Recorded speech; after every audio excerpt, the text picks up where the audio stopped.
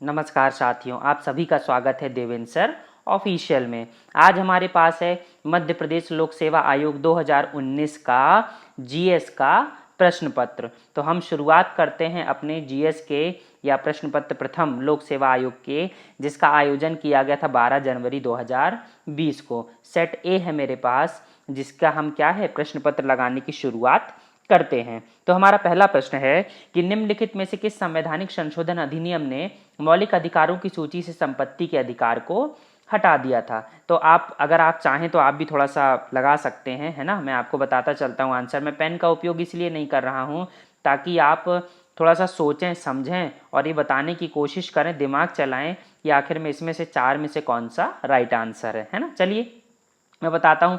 इसमें इसका आंसर आएगा सी, 44th कॉन्स्टिट्यूशन अमेंडमेंट एक्ट 1978।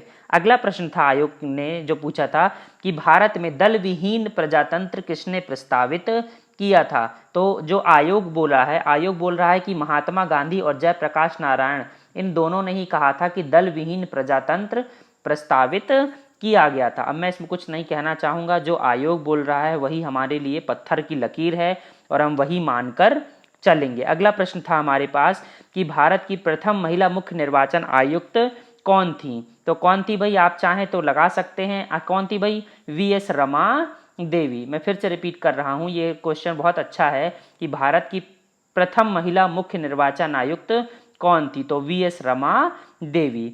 अगला प्रश्न देखिए, अगला है हमारे पास चौथे नंबर का क्वेश्चन कि संविधान का कौन सा अनुच्छेद भारत के नियंत्रक और महालेखा परीक्षक अर्थात सीएजी के कर्तव्य को निर्धारित करता है। देखिएगा, बहुत सारे बच्चों ने गलती की थी। यहाँ पर स्पष्ट ड्यूटीज के बारे में कहा गया था, कर्तव्य के बारे में कहा गया था। तो सीएजी का जो कर्तव्य है वो बताया गया है नंबर किसमें, 149 में। याद रखिए, बहुत सारे बच्चे क्या 148 लगा कर आ गए, उन्होंने कर्तव्य को देखा ही नहीं। मैं बार बार कहता हूं बच्चों से कि बेटा पेपर को ध्यान से पढ़ा करो। पेपर बहुत कुछ कहना चाहता है, आप उसे समझते नहीं। आपने बस देखा हाँ नियंत्रक और महालेखा परीक्षक सी 148, जबकि आंसर क्या था 149। तो ये गलतियां आप कभी भी मत किया करिए। चलिए अगले प्रश्न की तरफ चलते हैं। अगला प्रश्न था हमारे पास कि पंचायती राज संस्थाओं को संवैधानिक मान्यता प्रदान करने की अनुशंसा करने वाली समिति का नाम बताइए। अब देखिए, ये मैं डेली करंट अफेयर्स में भी आपको बता चुका हूं कि कॉन्स्टिट्यूशनल बॉडी बनाने के लिए किसने कहा था। तो कॉन्स्टिट्यूशनल बॉडी बनाने के लिए कहा था किसने, सिंघवी समिति ने। भाई सिंह क्या करता है, सिंह करता है कि मैं राजा हूं। तो वैसे ही सिंह ने कहा कि भाई आप क्या करिए, संविधान में जगह दीजिए पंचायती राज को, एक राजा की तरह उसको इतना पावर दीजिए ताकि वो अच्छे से इंप्लीमेंट हो सके। और यही हुआ, है ना। तो याद रखिएगा, सिंह क्या होता है, राजा होता है। और भारत देश में किसका शासन चलता है, संविधान का, राजा का नहीं। तो संविधान में जिसकी जगह होगी वही राजा होगा। तो सिंघवी समिति ने संविधान में या संवैधानिक मान्यता देने की बात कही थी। चलिए अगले प्रश्न की तरफ चलते हैं। नेक्स्ट है कि कैप्टन रूप सिंह स्टेडियम का संबंध किस खेल से है। तो आप समझते हैं इसका आंसर आने वाला है बी, है ना। कहां पर पड़ता है ये, इसका आंसर आप लोग देंगे कमेंट बॉक्स में। कैप्टन रूप सिंह स्टेडियम, यहाँ पर क्या किया था, सचिन तेंदुलकर ने 200 रन बनाए थे। तो बहुत महत्वपूर्ण हो जाता है कैप्टन रूप सिंह स्टेडियम। चलिए अगले प्रश्न की तरफ चलते हैं। अगला प्रश्न है हमारे पास कि मध्य प्रदेश राज्य घुड़सवारी अकादमी की स्थापना कब हुई थी। तो ये घुड़सवारी जो अकादमी, इसकी स्थापना आयोग ने बताया है कि 2007 में की गई थी। अगले प्रश्न की तरफ चलते हैं कि निम्नलिखित में से मध्य प्रदेश राज्य से संबंधित खेल का कौन सा पुरस्कार। ध्यान रखिएगा, मध्य प्रदेश से संबंधित पूछ रहा है। क्वेश्चन को ध्यान से पढ़ने की कोशिश किया करिए। आप लोग पेपर के टाइम में बहुत जल्दबाजी करते हैं।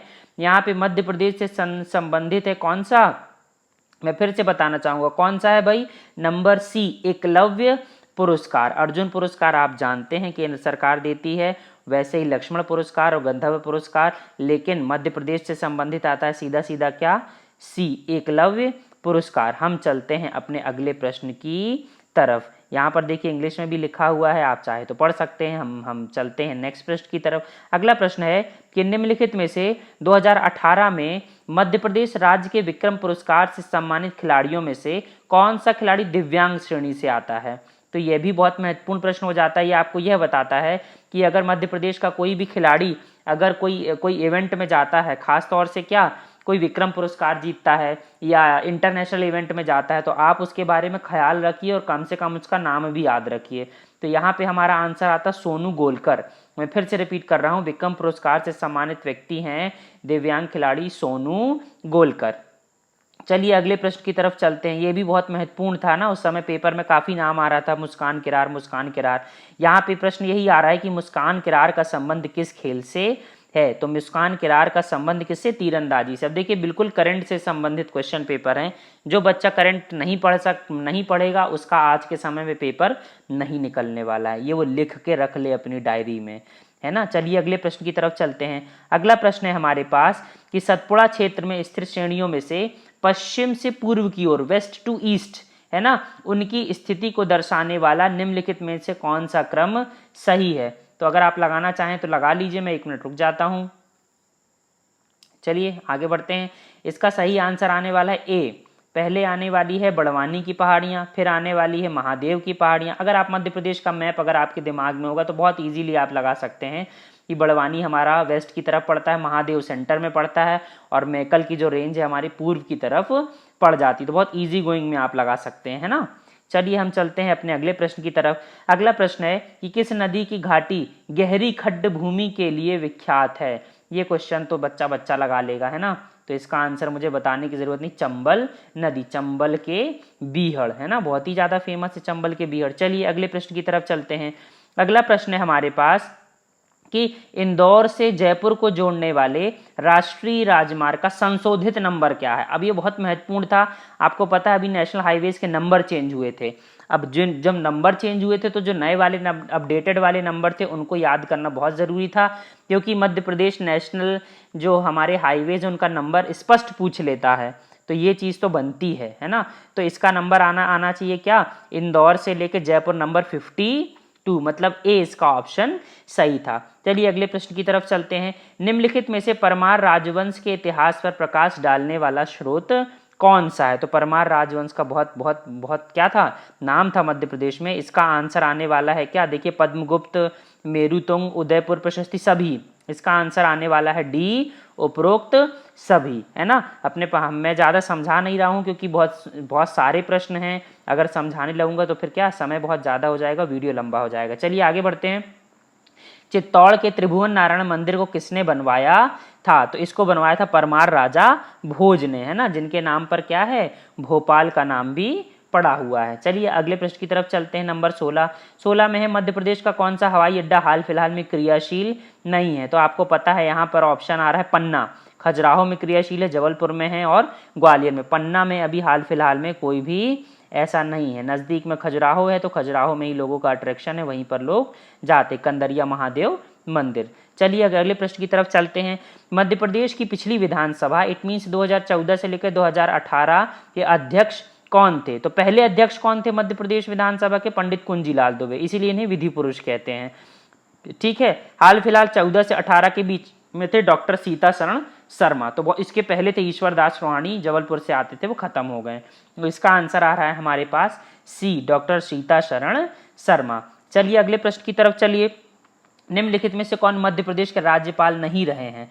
तो ये भी आप लगा सकते, बलराम जाखड़ थे, रामेश्वर ठाकुर थे, भाई महावीर थे।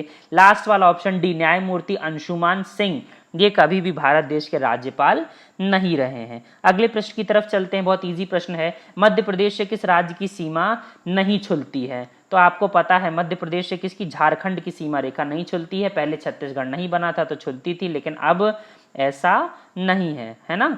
चलिए अगले प्रश्न की तरफ चलते हैं। मध्य प्रदेश राज्य निर्वाचन आयोग में निम्न में से कौन आयुक्त नहीं रहा है। देखिए कितने डीप क्वेश्चन आ रहे हैं स्टेट इलेक्शन कमीशन के बारे में, और बैकग्राउंड पूछा जा रहा है, इतिहास पूछा जा रहा है कि कौन था कौन नहीं था। मतलब आपको जो पूरी की पूरी सीक्वेंस है वो पता होना चाहिए। अभी का तो पता ही होना चाहिए, बच्चे तो अभी का ही नहीं पढ़ते हैं करंट, और ये आयोग तो ये कह रहा है सॉरी, ये आप अभी का भी पढ़िए और पीछे के भी पढ़िए, है ना। तो यहाँ पर आप देखेंगे अवनी वैश्य यहाँ पर आयुक्त नहीं रहे हैं, है ना सॉरी। चलिए हम चलते हैं अगले प्रश्न की तरफ। अगला प्रश्न है हमारे पास कि कंप्यूटर के क्षेत्र में वायरस का क्या मतलब होता है। अब देखिए वायरस इसमें आना चाहिए number B, vital information resource under siege. तो बहुत महत्वपूर्ण हो जाता है भाई वायरस, आपको पता होना चाहिए वायरस का क्या मतलब होता है। कंप्यूटर के क्षेत्र से अच्छे खासे क्वेश्चन आते हैं, आप देख रहे हैं धीरे धीरे तकनीक बदलती जा रही है। और अगर एडमिनिस्ट्रेशन ही अगर तकनीक में क्या टेक्नो फ्रेंडली नहीं होगा तो फिर वो जो जुर्म की दुनिया है उनसे कैसे लड़ेगा। इसलिए कंप्यूटर के जो क्षेत्र है उससे अच्छे खासे क्वेश्चंस बन रहे हैं। प्रशासन शासन चाहता है कि बच्चे टेक्नो फ्रेंडली रहें और चीज़ों को जो समस्याएं आ रही हैं उसको सुलझाएं। अगले प्रश्न की तरफ चलते हैं। अगला प्रश्न आ रहा है हमारा कि जो अनाधिकृत पहुंच प्राप्त करता है, महत्वपूर्ण डेटा को नष्ट करता है, वैध उपयोगकर्ताओं की सेवा को अस्वीकार करता है या उनके लक्षणों के लिए समस्याएं पैदा करता है, वो क्या कहलाता है। तो देखिए इन सब को अगर आप पढ़ेंगे तो ये कहलाता है क्रैकर। मैं फिर से रिपीट कर रहा हूं, वो कहलाता है क्रैकर। इसका आंसर आने वाला है बी, समझाने का समय नहीं है। नेक्स्ट चलिए, पहला साइबर लॉ, बहुत महत्वपूर्ण क्वेश्चन है।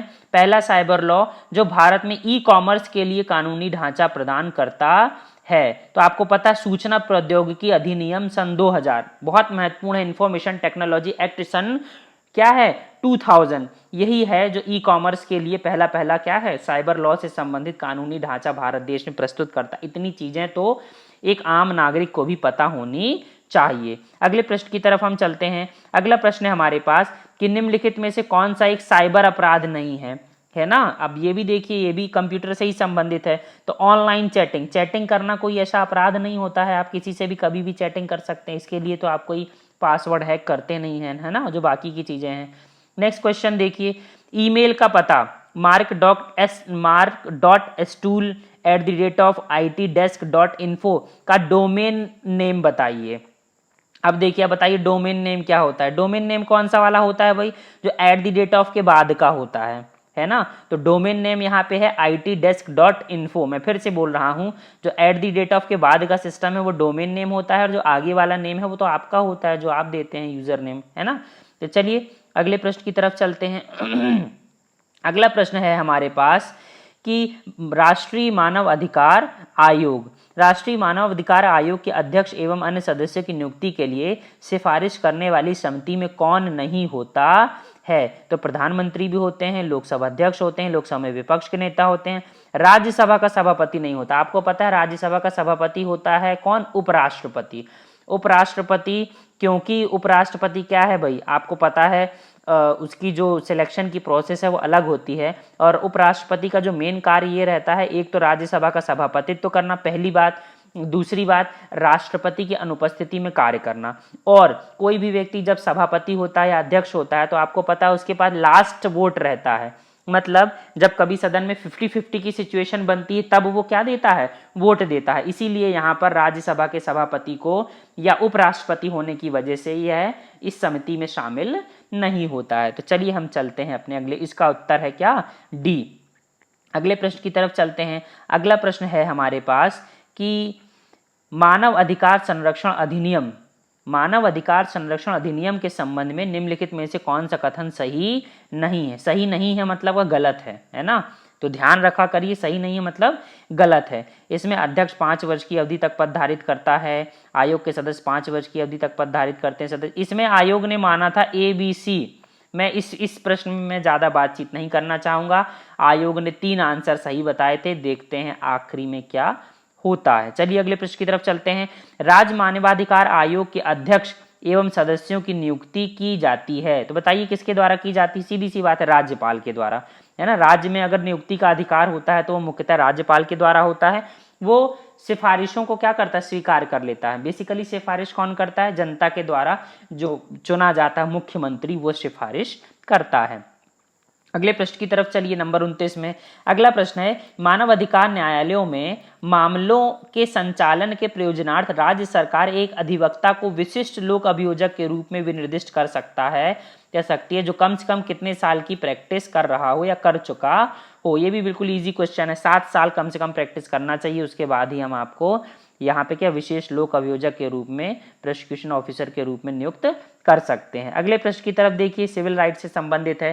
30वें नंबर का प्रश्न है हमारे पास कि सिविल अधिकार संरक्षण अधिनियम 1955 के अंतर्गत सभी दंडनीय अपराध हैं, है ना। तो देखिए संज्ञेय तो है ही है, आपको पता है संज्ञेय मतलब संज्ञान लिया जा सकता है, संक्षेप तय विचारणीय भी है और संक्षेपतः असमनीय भी है। तो ये दोनों चीज़ों को हमारी जो आयोग है माना है, ए और बी दोनों को इसने क्या है आंसर के रूप में माना था। चलिए आगे बढ़ते हैं। निम्न में से कौन सा उपग्रह शैक्षणिक संस्थान उपग्रह है? भाई एजुकेशनल उपग्रह कौन सा है? तो एजुकेशनल उपग्रह हमारा यहाँ पर होना चाहिए लास्ट वाला सत्यभामा सेट, है ना, बहुत महत्वपूर्ण हो जाता है सत्यभामा सेट। अगला प्रश्न देखिए, कौन सा प्रदूषण नॉकनी सिंड्रोम के लिए उत्तरदायी है? अब 32 वाले इसमें आ रहा है भाई फ्लोराइड, फ्लोराइड की वजह से नॉकनी सिंड्रोम क्या होता है, रोग होता है। नेक्स्ट चलिए, एक ही पौधे के एक पुष्प के परागकोश से परागकण का उसी पौधे के दूसरे पुष्प के वर्तिकाग्र में स्थानांतरण क्या कहलाता है?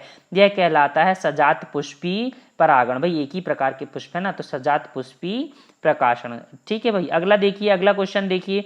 अगला क्वेश्चन है हमारे पास, निम्न में से कौन सी उच्च स्तरीय हाई लेवल प्रोग्रामिंग लैंग्वेज है? तो आप ये तो बहुत इजी गोइंग में बता सकते हैं, कोबाल, पास्कल, बेसिक, ये जितनी हैं सभी की सभी क्या है हाई लेवल है। लो लेवल क्या होती है 0 और 1, है ना, जो डिजिट रहते हैं। चलिए आगे बढ़ते हैं। अगला हमारे पास प्रश्न है कि मनुष्य की मुख गुहा में निम्न में से किसका पाचन प्रारंभ होता है? ये बहुत महत्वपूर्ण हो जाता है। आपको पता कार्बोहाइड्रेट, कार्बोहाइड्रेट का जो पाचन है वो आपके मुंह से ही स्टार्ट हो जाता है जब सलाइवा उसमें मिल जाता है। अगले प्रश्न की तरफ चलिए। संयुक्त राष्ट्र संघ के वर्तमान में महासचिव कौन है? करंट से संबंधित है सभी लोग, आप एंटोनियो गुटेरस। कहाँ से आते हैं भाई? पुर्तगाल से आते हैं, है ना। अगले प्रश्न की तरफ चलिए। 37 में है, निम्न में से कौन सा चित्रकार 1922 में मध्य प्रदेश में जन्मा किंतु 1950 के बाद फ्रांस में रहकर कार्य किया और 2016 में नई दिल्ली में आके देहावसान हो गया? तो आपको पता है सैयद हैदर राजा। देखिए ये भी करंट से संबंधित प्रश्न, करंट अफेयर जिसने छोड़ दिया वो बच्चा कभी पास नहीं हो सकता है ना। चलिए आगे बढ़ते हैं।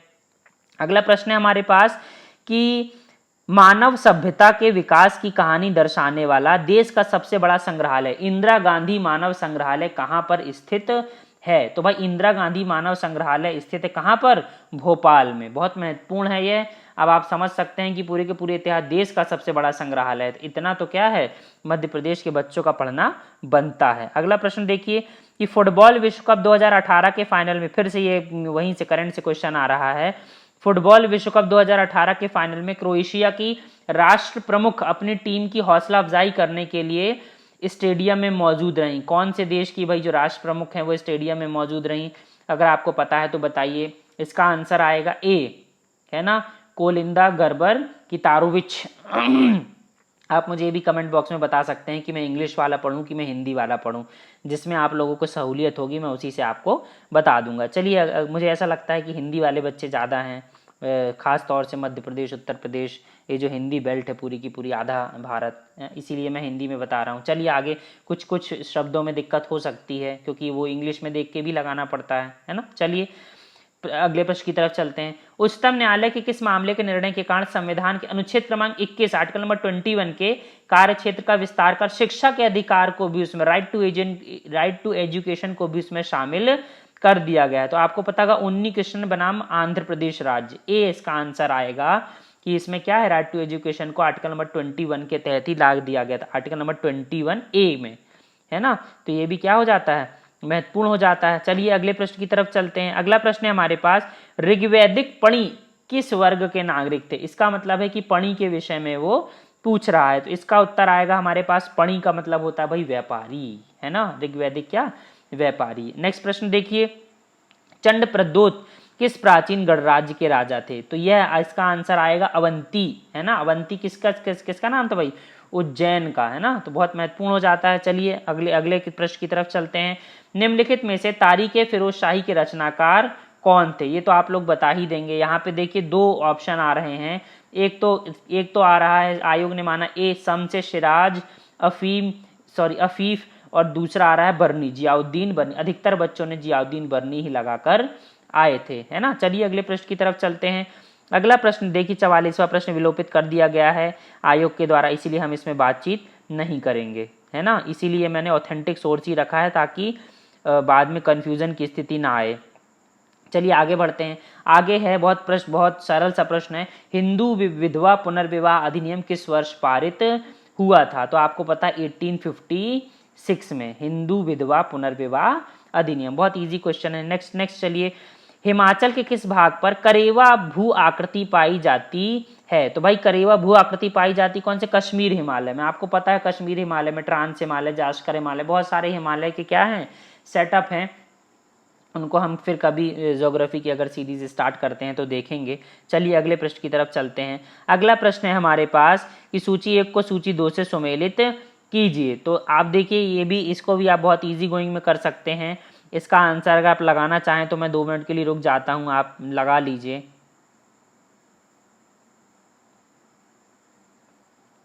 चलिए मैं बता देता हूं आंसर। इसका आंसर आना चाहिए सी, है ना, सी। देखिए अब आप लगा लीजिएगा, ऐसे बहुत इजी गोइंग है, इसमें बहुत ज़्यादा कुछ बताने की ज़रूरत नहीं है। भाई काला हांडी किस लिए फेमस है? काला हांडी फेमस है बाक्साइड के लिए। उसके बाद जावर का जो खनन क्षेत्र है वो किस लिए फेमस है? जस्ता और सीसा के लिए। कोलार माइंस, कोलार माइंस तो आप जो मूवी थी आप उससे भी देख सकते हैं। कोलार माइंस किस लिए?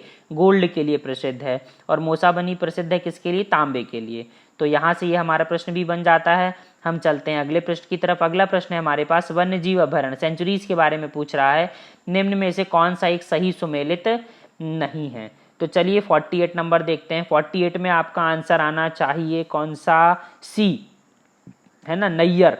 नैयर छत्तीसगढ़ में नहीं पड़ता है, बाकी जो दिया है वो पूरा का पूरा सही है। चलिए अगले प्रश्न की तरफ चलते हैं।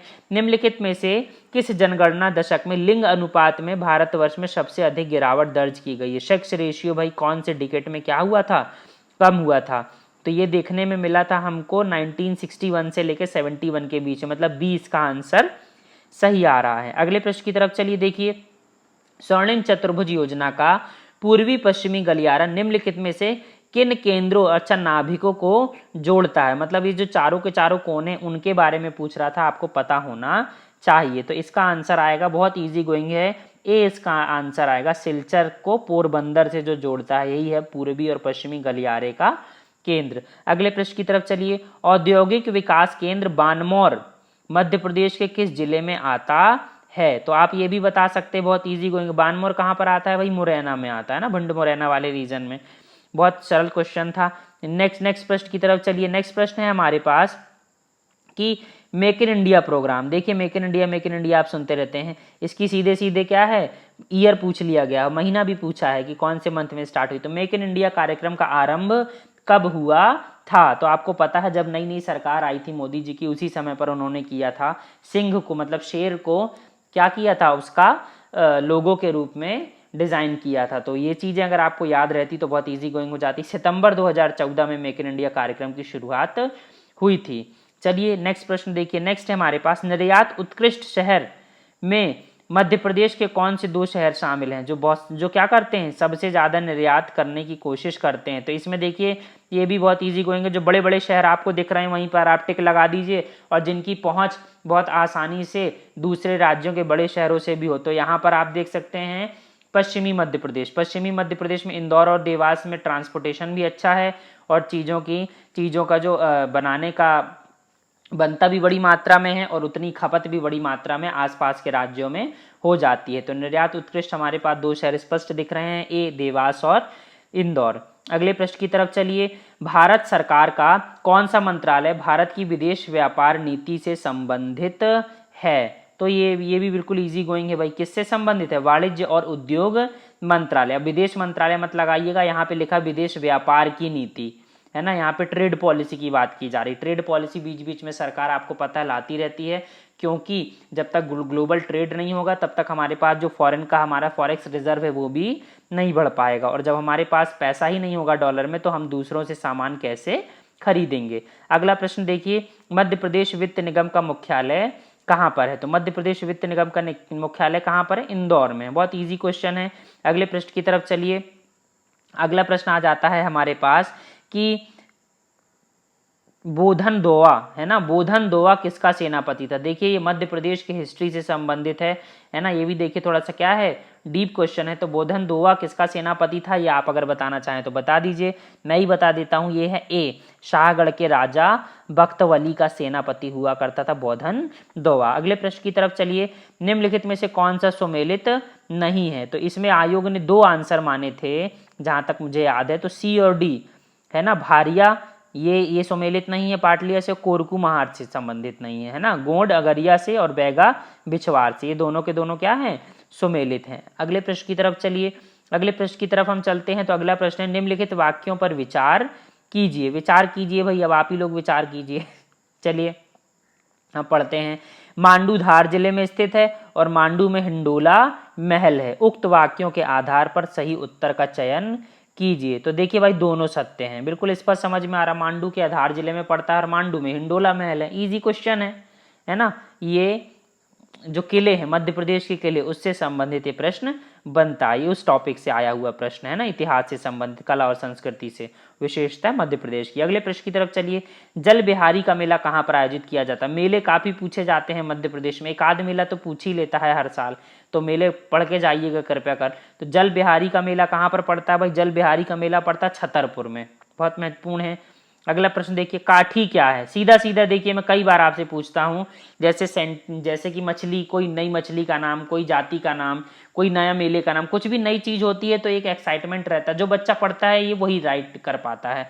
तो काठी, काठी क्या है? सीधा सीधा प्रश्न पूछा तो काठी भैया एक लोक नृत्य है ना। अगले प्रश्न की तरफ चलिए। निम्नलिखित पुरस्कारों के प्रारंभ किए गए वर्षों के आधार पर प्रारंभ से बाद का सही क्रम लगाइए। बहुत महत्वपूर्ण है यह है, मैं आपको करंट अफेयर की सीरीज में भी बता चुका हूं, मैं इसको डिटेल में आपको बता दूंगा, क्योंकि मध्य प्रदेश राज्य चाहता है कि खेल में क्या हो, नाम थोड़ा आगे हो, बच्चे खेल की तरफ भी ध्यान दें, इसलिए स्पोर्ट्स से अच्छे खासे क्वेश्चन बनते हैं। खास तौर से द्रोणाचार्य अवार्ड, ध्यानचंद, राजीव गांधी खेल रत्न, बार बार क्वेश्चन बनते हैं। तो और स्पोर्ट्स पर्सनैलिटी से भी क्वेश्चन बनते हैं, तो इसको आपको बहुत ज़्यादा ध्यान देने की ज़रूरत है। अगर आप यहाँ पे देखना चाहें तो यहाँ पे सही आंसर आना चाहिए 3C। इसका सही आंसर क्या आएगा? सी आएगा। 3, 4, 1, 2। सबसे पहले अर्जुन पुरस्कार की घोषणा की गई थी, उसके बाद द्रोणाचार्य पुरस्कार की, उसके बाद राजीव गांधी खेल रत्न की। सबसे पहले किसे मिला था भाई? आप बताइए, हमारे पहले ग्रैंड मास्टर है ना, किसे मिला था? अब आप बताएंगे कमेंट बॉक्स में। लास्ट में जो घोषणा किया गया था वो किया गया था ध्यानचंद पुरस्कार। चलिए अगले प्रश्न की तरफ चलें। अगला प्रश्न है हमारे पास 62 नंबर का कि रियो ओलंपिक 2016 के उद्घाटन समारोह में भारतीय दल का ध्वजवाहक कौन था? देखिए, ध्वजवाहक कौन रहता है, स्टार्टिंग वाला और एंड वाला, दोनों का दोनों पूछ लिया जाता है। तो ओलंपिक का भी पूछा जाता है, कॉमनवेल्थ का भी पूछा जाता है, एशियन गेम्स का भी पूछ लिया जाता है। बहुत महत्वपूर्ण हो जाता है ये, इसलिए आपको ये पता होना चाहिए। तो 62 नंबर में आएगा, आपको पता है भारत देश के जो गोल्ड मेडलिस्ट व्यक्ति थे सिंगल इंडिविजुअल वाले, कौन? अभिनव बिंद्रा है ना, इसका आंसर आएगा डी। अगले प्रश्न की तरफ चलिए। 2018 के राष्ट्रमंडल खेलों की अंतिम पदक तालिका में भारत का क्या नंबर? देखिए, जस्ट मैंने बोला ही और कॉमनवेल्थ खेल भी आ गया। कॉमनवेल्थ खेल में पूछ रहा है कि भारत का नंबर कौन सा लगा था मेडल टैली में, तो हमारा नंबर लगा था तीसरा नंबर। ठीक है भाई, 63 में हमारा क्या आ रहा है? तीसरा नंबर है ना, मतलब ए ऑप्शन है ना, मतलब पांचवा नहीं, मतलब ए ऑप्शन, तीसरा नंबर लगा था। नेक्स्ट क्वेश्चन देखिए, 2028 के ग्रीष्मकालीन ओलंपिक खेलों का आयोजन किस शहर में होने वाला है? देखिए, फिर से स्पोर्ट्स का क्वेश्चन ही आ रहा है, बहुत सीधा सीधा सा आंसर है, लॉस एंजल्स में है ना। अभी कहाँ पर होना है? टोक्यो में होना है। चलिए नेक्स्ट प्रश्न की तरफ चलिए। IAAF का मुख्यालय कहाँ पर है? बहुत महत्वपूर्ण है, इंटरनेशनल एथलेटिक्स एसोसिएशन है ना। तो IAAF का हमारे पास मुख्यालय कहाँ पर है? बहुत इजी गोइंग है, कहाँ पर? सबसे लास्ट वाला जो ऑप्शन है, मोनाको, डी इसका आंसर आएगा। अगले प्रश्न की तरफ चलिए। अगला हमारा प्रश्न है कि मध्य प्रदेश में राज्य निर्वाचन आयोग के गठन के पश्चात कितनी बार पंचायत के आम चुनाव हो चुके हैं? तो आपको पता है कि भाई 73वें और 74वें संविधान संशोधन के द्वारा ही क्या है, पंचायती राज व्यवस्था और क्या है, शहरी निकाय बने थे, और इसी में राज्य निर्वाचन आयोग का भी प्रावधान किया गया था। तो भारत देश में ये चुनाव हो चुके 5 बार है ना भाई, सी इसका आंसर आने वाला है। ठीक, तो याद रखिएगा, बहुत महत्वपूर्ण है। अभी चुनाव होने वाले थे लेकिन अब नहीं हुए हैं, देखते हैं कब होते हैं। नेक्स्ट देखिए, राज्य निर्वाचन आयोग नगरीय निकायों के निर्वाचन का संचालन किस अनुच्छेद के तहत करते हैं? तो 67 में आएगा भाई के है ना, 243 के मतलब ए। देखिए, बार बार मैं कह रहा हूं, पंचायती राज व्यवस्था के बिल्कुल आप जो अनुच्छेद हैं, जो आर्टिकल्स हैं, उसको बिल्कुल रट लीजिए, क्योंकि मैंने देखा है बार बार पेपर में, चाहे वो यूपीएससी का पेपर हो, चाहे पीएससी का हो, चाहे वो एसएससी का हो, बिल्कुल आर्टिकल ही पूछ लिए जाते हैं कि बताइए के में क्या है, आई में क्या है, जेड में क्या है, जी में क्या है, तो आप इसको छोड़ नहीं सकते। अगर आप छोड़ेंगे तो आप समझ लीजिए कि आप अपने सिलेक्शन से दूर हैं। तो इसका आंसर आ रहा है 243 के, फर्स्ट वाला। अगले प्रश्न की तरफ चलिए। देखिए पंचायती राज के कितने सारे क्वेश्चन देखने को मिल रहे हैं ना।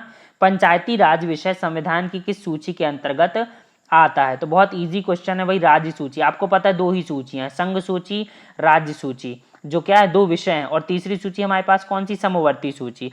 भाई संघ सूची में संघ बनाता है, राज्य सूची में राज्य बनाता है, समवर्ती में दोनों बनाते हैं। तो पंचायत के लिए क्या बचा? पंचायत को वही विषय दिए गए हैं जो विषय राज्य सूची से संबंधित है। राज्य सरकार चाहे तो पंचायती राज को विषय दे और चाहे तो ना दे, मतलब सब कुछ किस पे छोड़ दिया गया है? राज्य पर छोड़ दिया गया है। तो बहुत महत्वपूर्ण हो जाता है। 29 विषय जो हैं वो किसको बात कही गई है? पंचायती राज को देने के लिए। लेकिन डिपेंडेंसी किसके ऊपर है भाई? राज्य के ऊपर। राज्य चाहेगा तो देगा, नहीं चाहेगा तो नहीं देगा। तो किसके हैं? राज्य के हैं। चलिए अगले प्रश्न की तरफ चलते हैं। संविधान के कौन से भाग में पंचायती राज से संबंधित प्रावधान सम्मिलित किए गए हैं? फिर से पंचायती राज से संबंधित क्वेश्चन। तो भाग 9 में, आपको पता भाग 9 में पंचायती राज से संबंधित प्रावधान किए गए हैं। अगले प्रश्न की तरफ चलिए भाई। अगला प्रश्न है हमारे पास कि मध्य प्रदेश के निम्नलिखित शहरों में से किसकी जनसंख्या 2011 की जनगणना के अनुसार 10 लाख से अधिक नहीं है? तो भाई जो सबसे छोटा शहर आपको लगे आप उसमें टिक मार दीजिए। यहाँ पे सबसे छोटा शहर भोपाल, ग्वालियर, जबलपुर, उज्जैन दिख रहा है। देखिए अगर आपसे ना आए तो तुक्का भी मार सकते हैं। ध्यान रखिएगा शहरों में लिखा है, शहरों में मतलब नगर निगम वाला जो रीजन रहता है वो है ना। तो 10 लाख से कम, इससे 10 लाख से अधिक नहीं कहा कि उज्जैन की जनसंख्या। अगले प्रश्न की तरफ चलिए। अगला प्रश्न है हमारे पास जेएसबी का क्या मतलब होता है? सॉरी जेएसपी का क्या मतलब होता है? तो जेएसपी का मतलब होता है जावा सर्वर पेजेस, सी वाला कॉन्सेप्ट आएगा है ना। जावा चलता था मोबाइल में पहले काफ़ी। नेक्स्ट देखिए बिंग एक वेब सर्च इंजन है जिसका स्वामित्व और संचालन डैश डैश के द्वारा किया जाता है। तो आपको पता है बिंग किसका एक सर्च इंजन है? माइक्रोसॉफ्ट का है ना। चलिए नेक्स्ट प्रश्न की तरफ चलिए। नेक्स्ट है वेब कॉलर को इस रूप में भी जाना जाता है। तो वेब कॉलर को वेब स्पाइडर के रूप से भी जाना जाता है। ये भी एक महत्वपूर्ण है भाई, है ना, हैकिंग क्रैकिंग से संबंधित है हमारे पास प्रश्न। अगले प्रश्न की तरफ चलिए। अगला प्रश्न आ जाता है हमारे पास कि निम्नलिखित में से किस समूह में केवल आउटपुट डिवाइस है? ये भी कंप्यूटर से संबंधित प्रश्न है। तो आउटपुट डिवाइस आपको दिख रही है इसमें लास्ट वाला, प्लॉटर, प्रिंटर और मॉनिटर, है ना। प्लॉटर प्लॉट कर देता है, काट देता है चीज़ों को, प्रिंटर प्रिंट कर देता है, मॉनिटर आपको स्क्रीन में चीज़ों को दिखा देता है। नेक्स्ट प्रश्न देखिए, डैश डैश अपने ब्राउज़र में सहेज कर किसी पसंदीदा वेबसाइट को जल्दी से एक्सेस करने का एक तरीका होता है। बहुत इजी गोइंग है, आप किसी भी चीज़ को बुकमार्क कर लेते हैं और आपको क्या लिंक अपने पेज में दिखती रहती है। तो इसमें आएगा बुकमार्क अपने, इसका मतलब बी है ना, इसका आंसर है बी। बुकमार्क आपने या आपके ब्राउज़र में सहेज कर किसी पसंदीदा वेबसाइट को जल्दी से एक्सेस करने का एक तरीका होता है। अगला प्रश्न देखिए। अगला प्रश्न है हमारे पास कि कब, ध्यान दीजिएगा थोड़ा सा, किससे है? सिविल राइट से संबंधित प्रश्न है। कब न्यायालय सिविल अधिकार संरक्षण अधिनियम 1955 की धारा 12 के अंतर्गत उपधारणा करेगा कि अपराध अस्पष्टता के आधार पर ही किया गया है या नहीं? यहाँ पर सिविल प्रोटेक्शन राइट की धारा 12, इट मीन सेक्शन 12 की बात की जा रही है। तो बहुत महत्वपूर्ण हो जाता है। इसका क्वेश्चन आने वाला है कि जब यह केवल अनुसूचित जाति के सदस्य से संबंधित हो। मैं आपको बता चुका हूं कि ये जो सिविल राइट प्रोटेक्शन एक्ट है पुराना वाला है। पुराने वाले में सिर्फ एससी कैटेगरी का जिक्र किया गया था और जो नए वाला हमारे पास आया एससी एसटी एक्ट 1993 वाला, उसमें एससी और एसटी दोनों का जिक्र किया गया था। तो बहुत इजी गोइंग है। सिविल राइट प्रोटेक्शन एक्ट में सिर्फ ओनली आएगा एससी, और जो बाद में आने वाला एससी एसटी एक्ट उसमें एससी और एसटी दोनों को शामिल की लिखा ही हुआ है, एससी और एसटी। तो बहुत इजी गोइंग है, आप लगा सकते हैं। जब यह केवल अनुसूचित जाति के सदस्यों से संबंधित हो। एक व्यक्ति जो अपराध कर रहा है वो एससी का नहीं होना चाहिए, है ना, और जो जिसके एवज में किया जा रहा है वो एससी जाति का होना चाहिए, मतलब अनुसूचित जाति का होना चाहिए। अगला प्रश्न देखिए। अगला प्रश्न है हमारे पास, यदि कोई व्यक्ति अस्पष्टता के आधार पर किसी व्यक्ति को किसी अस्पताल, औषधालय या शिक्षा संस्थान में प्रवेश से इनकार करता है तब वह सिविल अधिकार संरक्षण अधिनियम धारा 1955 की किस धारा के अंतर्गत दंडनीय होगा? तो यह दंडनीय होगा भाई धारा 5 के अकॉर्डिंग। मैंने इसको याद किया था अस्पताल। अस्पताल, अस्पताल में 5 लेटर आ जाते हैं, तो वैसे ही ये धारा 5 में आ जाता है अस्पताल से संबंधित चीजें। अब तो यह हट ही चुका है एक्ट, तो अब याद कराने की आपको जरूरत ही नहीं है, ट्रिक बताने की। चलिए अगले प्रश्न की तरफ चलते हैं। अगला प्रश्न है अनुसूचित जाति और जनजाति अधिनियम 1989 प्रवृत्त कब हुआ? भाई इंप्लीमेंट कब किया गया था? बहुत इजी क्वेश्चन है। इंप्लीमेंट हुआ था 30 जनवरी सन 1990 को। 89 में बन रहा है और 90 को क्या हो रहा है? 30 जनवरी 1990 को लागू कर दिया जा रहा है, प्रवृत्त कर दिया जा रहा है। बहुत बहुत सरल सा क्वेश्चन था। अगले प्रश्न की तरफ चलिए। निम्नलिखित में से कौन सा कथन असत्य है? निम्नलिखित में से, फिर से मैं कह रहा हूं, निम्नलिखित में से कौन सा कथन असत्य है? तो भाई चलिए पढ़ लेते हैं। SC/ST एक्ट ऐसे व्यक्तियों के द्वारा कार्य किया जाएगा तो SC/ST का सदस्य नहीं हो। SC/ST एक्ट की धारा 14(1) में स्थापित अन्यत्र। हाँ, इसका आंसर आने वाला है 79 में बी। अनुसूचित जाति और अनुसूचित जनजाति अधिनियम की धारा 14(1) में स्थापित अन्यत्र विशेष न्यायालय धारा 2(घ) में परिभाषित है। ये क्या है? ये असत्य है। तो इसका आंसर आने वाला है क्या? बी। अगले प्रश्न की तरफ चलिए। अगला प्रश्न है हमारे पास, अनुसूचित जाति और जनजाति अत्याचार एट्रोसिटीज है ना अधिनियम 1989 के अंतर्गत किसी भी निर्णय, दंडादेश या आदेश के विरुद्ध उच्च न्यायालय में अपील होती है तो कब होती है? तथ्यों और विधि दोनों के संबंध में। तो बहुत महत्वपूर्ण हो जाता है। आपको पता है कि आप हाई कोर्ट में जा सकते हैं, है ना, उसी से संबंधित इसी को घुमा के कह दिया ताकि आप डर जाएं। अगला प्रश्न देखिए, भारतीय अंतरिक्ष कार्यक्रम के जनक कौन थे? बहुत इजी क्वेश्चन है। डॉक्टर विक्रम अम्बालाल साराभाई। तो साराभाई थे हमारे भारतीय अंतरिक्ष कार्यक्रम के जनक। अगले प्रश्न की तरफ चलिए। निम्नलिखित में से कौन सी कोशिकाएं मनुष्य में एंड्रोजन हार्मोन्स को स्रावित करती हैं? साइंस बायोलॉजी की तरफ से क्वेश्चन यहाँ पे आया है। देखिए यहाँ पे आंसर आना चाहिए लैंडिंग कोशिकाएं, है ना, बी इसका आंसर आएगा 82 में। नेक्स्ट चलिए, नेक्स्ट है हमारे पास कि वैश्विक ताप की वृद्धि के लिए निम्न में से कौन सी गैस का योगदान अधिकतम होता है? मैं फिर से कह रहा हूं, ग्लोबल वार्मिंग की बात की जा रही है। ग्लोबल वार्मिंग के लिए सबसे ज्यादा रिस्पॉन्सिबल गैस कौन सी है, अभी पूछना चाह रहा है। आपको पता फर्स्ट नंबर वाली कार्बन डाइऑक्साइड ही है जो सबसे ज्यादा रिस्पॉन्सिबल है ग्लोबल वार्मिंग के लिए। अगले प्रश्न की तरफ चलिए। तो मानव के शरीर में किस तत्व का प्रतिशत सबसे अधिक पाया जाता है? बहुत सारे बच्चे इसको गलत करके आए थे। भाई मानव के शरीर में सबसे ज्यादा अगर कोई तत्व पाया जाता है तो वो होता है ऑक्सीजन, है ना, याद रखिए। इसका आंसर आया था डी। अगले प्रश्न की तरफ चलिए। अफीम किस श्रेणी की दवा के अंतर्गत आता है? तो आपको फर्स्ट में ही दिख रहा अवसादकारी, है ना। अफीम क्या है?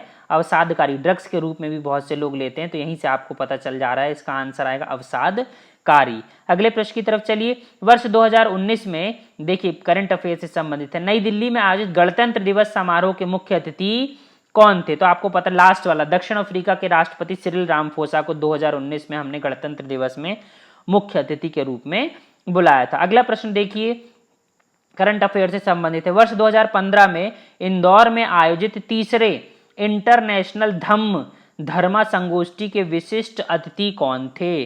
तो इसमें हमारे 87 नंबर का क्वेश्चन का आंसर आएगा कौन? भूटान से, है ना। भूटान के क्या थे? ल्योनपो दामचो दोरजी, है ना। भूटान से जो हमारे मुख्य अतिथि थे ये थे इंटरनेशनल हमारे धम्म की जो संगोष्ठी हुई थी उसके मुख्य अतिथि के रूप में भारत देश में शामिल हुए थे। चलिए अगले प्रश्न की तरफ चलते हैं। हमारे पास अगला प्रश्न है कि वर्ष 2018 में भारत सरकार के द्वारा प्रारंभ विश्व की सबसे बड़ी स्वास्थ्य योजना का नाम क्या है? बताइए। इसको मैं बार बार आपको अभी भी करंट अफेयर में भी जिक्र करता रहता हूं। देखिए इससे क्वेश्चन पहले भी बन चुके हैं, आगे भी बनेंगे। आपको पता है आयुष्मान भारत योजना, प्रधानमंत्री जन आरोग्य योजना, 50 लाख रुपए का जो बीमा हो जाता है एक परिवार का, उससे संबंधित है। और आपको पता है कोरोना के लिए भी इनको क्या कर दिया गया है? फ्री कर दिया है। मतलब कोरोना को भी इसमें उसमें प्रधानमंत्री जन आरोग्य योजना में आयुष्मान भारत में कवर किया गया है। तो विश्व की सबसे बड़ी हेल्थ केयर स्कीम है, ये ध्यान रखिएगा। यूएसए में जो ओबामा केयर स्कीम आई थी उसी के तहत इसको देखकर बनाया गया था। अगले प्रश्न की तरफ चलिए, मध्य प्रदेश से संबंधित है। मध्य प्रदेश में गरीब परिवारों की विवाह योग्य कन्याओं की आर्थिक सहायता हेतु लागू मुख्यमंत्री कन्यादान योजना की राशि को वर्ष 2019 में बढ़ाकर कितना कर दिया गया था? तो इसका आंसर आएगा आपको पता 51,000 रुपए। पहले पैसे कम मिला करते थे, बाद में फिर जब कांग्रेस की सरकार आई कमलनाथ की तो उन्होंने 51,000 रुपए की घोषणा कर दी थी। अगले प्रश्न की तरफ चलिए। सन 2019 में किस भारतीय लघु फिल्म ने ऑस्कर पुरस्कार प्राप्त किया था? ये बहुत महत्वपूर्ण हो जाता है क्योंकि देखिए इंटरनेशनल अगर कहीं पर कोई भी जाता है भारतीय चीज तो वो इंपॉर्टेंट हो जाता है। तो आपको पता पीरियड्स एंड ऑफ सेंटेंस, है ना। तो ये फिल्म गई थी हमारी ऑस्कर के लिए, शॉर्ट फिल्म थी एक। नेक्स्ट प्रश्न देखिए 91 वाला। 1842 के बुंदेला विद्रोह में प्रमुख भागीदारी देने वाले राजा हृदय शाह किस स्थान के जमींदार थे? ये देखिए बुंदेला विद्रोह के बारे में पूछा जा रहा है और स्पेसिफिक राजा का जमींदारी पूछी जा रही, जगह का नाम पूछा जा रहा है, गांव का नाम पूछा जा रहा है। तो राजा हृदय शाह के लिए आंसर आने वाला हीरापुर। बहुत महत्वपूर्ण प्रश्न हो जाता है भाई, बुंदेला विद्रोह कहां पर? हीरापुर। अगले प्रश्न की तरफ देखिए ब्रिटिश भारत में सांप्रदायिक प्रतिनिधित्व की व्यवस्था निम्न में से किस अधिनियम के द्वारा की गई थी? मैं फिर से कह रहा हूं भाई, सांप्रदायिक प्रतिनिधित्व की व्यवस्था किस अधिनियम के द्वारा की गई थी? पॉलिटी से संबंधित प्रश्न ये आया था, आपको पता है 1900 मार्लिमेंटो सुधार, है ना। अगले प्रश्न की तरफ चलिए। अगला है 1857 के प्रथम स्वतंत्रता संग्राम में भोपाल के किस वीर ने बहादुरी पूर्वक मुख्य संघर्ष कर अपना क्या बलिदान हो गए? तो आपको पता है कौन बलिदान हो गए थे भाई? फाजिल मोहम्मद खां। प्रथम स्वतंत्रता संघर्ष था भारत देश का। अब तो जो पाइका विद्रोह है उसे प्रथम स्वतंत्रता संघर्ष की संज्ञा दे दी गई। बहुत इजी क्वेश्चन है 94 वाला, मुझे उम्मीद है आप सभी से बन जाएगा। पुस्तक सत्यार्थ प्रकाश के लेखक कौन थे? तो सत्यार्थ प्रकाश के लेखक थे स्वामी दयानंद सरस्वती। अगले प्रश्न की तरफ चलिए भाई। अगला प्रश्न है हमारे पास कि रेशम बुनकरों की श्रेणी की जानकारी निम्नलिखित किस शिलालेख से मिलती है? तो आपको पता है दशपुर शिलालेख, जो पहला वाला आंसर यही आ रहा है इसका, दशपुर शिलालेख। चलिए अगले प्रश्न की तरफ हम चलते हैं। अगला प्रश्न है हमारे पास,